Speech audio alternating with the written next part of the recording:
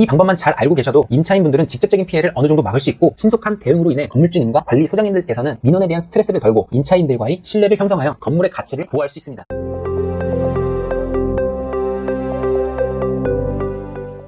네, 여러분 반갑습니다. 공기, 공간, 그리고 가치 김동환 TV입니다. 이번 7월 21일 이후 30일째 열대야가 반복되고 낮 최고 기온이 36도, 37도까지 올라가 한 10분만 밖에 나가 있어도 땀이 주룩주룩 흘러내리고 숨이 턱 막히는 등 8월의 무더위가 좀처럼 가시지 않는데요. 그래서 집뿐만 아니라 우리가 근무하는 사무실에 있는 에어컨의 소중함을 다시 느끼고 있습니다. 이런 무더위 속에서 에어컨 없이 살아간다는 게 상상이 안 되는데요. 특히나 요즘 대부분의 사무실에는 시스템 에어컨이 설치되어 있어 공간도 줄이면서 시원하고 쾌적한 실내 공기를 느낄 수 있습니다. 그런데 이렇게 무더운 여름철 시스템 에어컨을 시원하게 틀고 있다가 예상치 못하게 물이 떨어지는 상황이 종종 발생하곤 하는데요. 이렇게 업무에 집중해야 하는 중요한 시간에 시스템 에어컨이 달려있는 천장에 물이 한두 방울씩 책상에 떨어지거나 머리에 맞아본 경험 있으신가요? 저도 음식점에서 이러한 상황을 겪어본 적이 있는데 불쾌함을 느꼈던 기억이 있습니다. 그런데 이 시스템 에어컨에서 물이 떨어지는 문제는 짜증과 불쾌함 정도로 끝나지 않습니다. 단순히 시스템 에어컨의 문제를 넘어 그로 인해 2차적 피해로 인한 막대한 비용이 생길 수 있습니다. 먼저 천장이 지속적으로 물에 노출될 경우 곰팡이가 발생하여 장기적으로 건물 구조에 손상을 줄 수 있어 천장을 새로 교체하거나 곰팡이를 제거하는 작업을 진행해야 할 가능성이 큽니다. 둘째는 전자기기와 같은 고가의 장비들이 물에 젖어 손상이 될 경우 수리 비용이 상당히 발생할 수 있습니다. 더욱이 PC의 경우에는 내부 회로가 물로 인해 손상이 된다면 데이터 복구 비용까지 추가될 수 있습니다. 셋째는 중요한 서류가 물에 젖어 훼손이 되면 복구가 불가능한 상태가 될 수 있습니다. 이로 인해 업무 차질이 발생하게 되고 물질적 비용에 더해 시간적 비용까지 발생할 수 있습니다. 이렇게 물이 떨어지는 현상으로 인해 PC가 적거나 중요한 서류가 적게 될 경우 직접적인 피해를 받는 임차인뿐만 아니라 보통 건물주님들이나 관리 소장님들께서 임차인의 사무실에서 발생하는 상황을 해결해 주어야 하는 경우가 많아 모두에게 부담이 될 수 있는 상황을 초래할 수 있어 빠르게 문제 해결이 필요합니다. 네, 그래서 준비했습니다. 시스템 에어컨에서 물이 떨어질 때 임차인뿐만 아니라 건물주님과 관리 소장님들께서 빠르게 원인을 찾는 방법과 임시 조치하는 방법이나 셀프로 해결 가능한 방법을 알려드리도록 하겠습니다. 이 방법만 잘 알고 계셔도 임차인분들은 직접적인 피해를 어느 정도 막을 수 있고, 신속한 대응으로 인해 건물주님과 관리 소장님들께서는 민원에 대한 스트레스를 덜고 임차인들과의 신뢰를 형성하여 건물의 가치를 보호할 수 있습니다.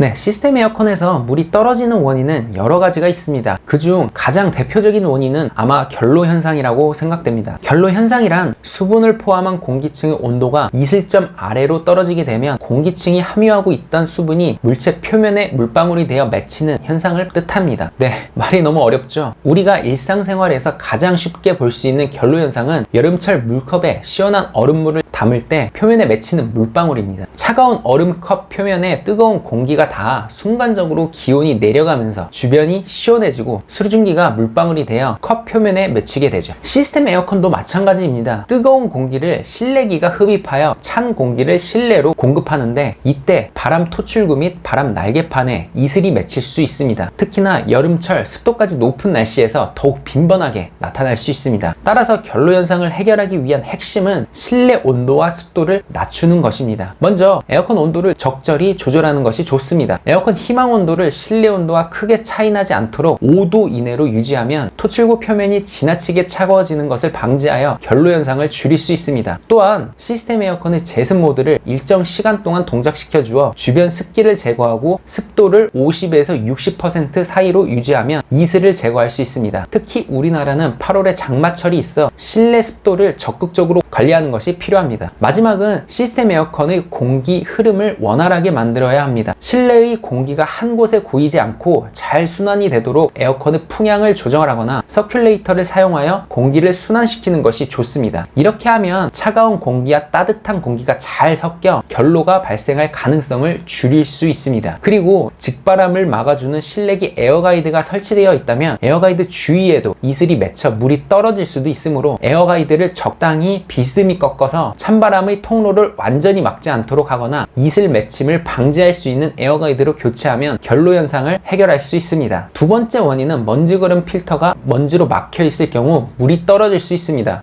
먼지거름 필터와 물이 무슨 상관관계가 있지? 의아해하시는 분들이 계실 텐데요. 이 둘의 상관관계를 알려면 시스템 에어컨의 냉방 원리에 대한 지식이 조금은 필요합니다. 짧게 설명드리면 시스템 에어컨의 실내기는 실내 뜨거운 공기를 흡입하여 열교환을 통해 냉각시킨 뒤 차가운 공기를 실내로 공급하는 역할을 합니다. 이때 실내 뜨거운 공기는 먼지, 꽃가루, 미세먼지 등 다양한 오염물질을 포함하고 있습니다. 이러한 오염물질이 실내기 내부로 들어가면 냉각 코일이나 드레인 배관에 먼지가 쌓여 성능 저하를 유발하고 공기 질을 저하시킬 수 있습니다. 이렇게 실내기로 유입되는 이물질을 걸러주기 위해 실내기 내부에 먼지거름 필터가 장착되어 있습니다. 그런데 이 실내기 먼지거름 필터에 먼지가 많이 쌓이게 되면 실내 공기 흡입이 원활하지 않고 에어컨 내부의 공기 흐름에 문제가 생겨 실내기 내부에 성해가 발생되어 바람 토출구 쪽이나 바람 날개판에 이슬이 발생되어 물이 한 방울씩 뚝뚝 떨어지게 됩니다. 또한 먼지가 많이 쌓여 먼지거름 필터가 제 기능을 발휘하지 못해 먼지가 냉각 코일에 쌓일 수 있으며 계속해서 이물질이 축적되면 냉각 코일이 열을 제대로 전달하지 못하게 되고 냉각 코일 표면의 온도가 지나치게 낮아지면서 물방울이 맺혀 조금씩 아래로 떨어질 수 있습니다. 따라서 주기적으로 실내기 판넬을 열고 먼지거름 필터를 확인하여 먼지거름 필터에 먼지가 많이 쌓였다면 흐르는 물에 깨끗이 씻어 12시간 이상 충분히 건조시킨 뒤 다시 시스템 에어컨을 작동시키면 물이 떨어지는 현상을 해결할 수 있습니다. 마지막 세 번째는 드레인 펌프가 고장이 났거나 드레인 배관이 막혔을 때 시스템 에어컨에서 물이 떨어질 수 있습니다. 시스템 에어컨이 냉방을 할 때 공기 중의 수증기가 실내기 열교환기 표면에 응축되어 물방울이 생깁니다. 이 응축수는 실내기 내부의 드레인판으로 모이게 되고 드레인 배관을 통해 외부로 배출됩니다. 보통의 천장형 시스템 에어컨의 경우 내장된 드레인 펌프를 통해 드레인판에 있는 응축수를 강제로 끌어올려 드레인 배관으로 배출시킵니다. 이때 드레인 펌프가 고장이 날 경우 응축수가 제대로 배출되지 않고 드레인판에 계속 쌓이게 되고 결국 물이 넘쳐 천장에 물이 떨어지게 됩니다. 드레인 펌프가 제대로 작동하지 않을 경우 셀프로 드레인 펌프의 상태를 확인하는 방법은 실내기에 귀를 기울인 다음 드레인 펌프가 작동하는 소음을 확인하는 방법이 있습니다. 일반적으로 펌프가 정상 작동할 때는 일정한 기계음이 들립니다. 소음이 전혀 나지 않거나 비정상적으로 큰 소음이나 이상한 소음이 나는 경우 펌프가 고장이 났을 가능성이 있습니다. 여기에 추가적으로 드레인 호스가 구부러졌는지도 확인하면 좋습니다. 드레인 호스가 심하게 구부러지면 물이 제대로 배출되지 않아 펌프에 과부하가 걸려 제대로 작동하지 않을 수 있어 호스를 물이 배출되도록 자연스럽게 다시 조정해주면 해결이 되는 경우가 있습니다. 또한 드레인 배관이 막혔을 때도 물이 떨어질 수도 있는데요. 드레인 배관은 위에서 설명했듯이 응축수를 외부로 배출하는 통로 역할을 합니다. 시스템 에어컨을 오랜 시간 동안 사용하게 되면서 실내의 먼지, 머리카락, 작은 이물질 등이 드레인 배관에 점차 쌓이게 되고 물과 먼지가 혼합되면서 끈적하고 걸쭉한 슬러지가 배관에 쌓이면서 드레인 배관이 막히게 됩니다. 이렇게 드레인 배관이 이물질이나 슬러지로 쌓이게 되면 응축수를 제대로 배출시키지 못하고 에어벤트로 역류하여 물이 떨어지게 됩니다. 드레인 배관이 막혔는지 확인하는 방법은 시스템 에어컨을 끄고 물이 떨어지는 위치를 일단 확인합니다. 그 다음 천장을 열고 천장 속 드레인 배관의 위치를 확인한 뒤 드레인 배관과 가장 가까운 에어벤트를 찾고 에어벤트나 바로 근처 드레인 배관을 살살 흔들어 봅니다. 이때 에어벤트에서 물이 떨어진다면 드레인 배관이 막혔을 가능성이 매우 높습니다. 안타깝지만 드레인 펌프가 고장이 났거나 드레인 배관이 막힌 경우에는 물이 떨어지는 곳에 바가지나 수건을 두는 식의 임시 조치만이 유일한 해결책인데요. 이럴 때 전문가의 도움을 받는 것이 좋으며 위 셀프로 진단하는 방법을 잘 숙지하시고 문제의 원인을 찾아 전문가에게 공유하면 남들보다 빠르게 문제를 해결할 수 있습니다.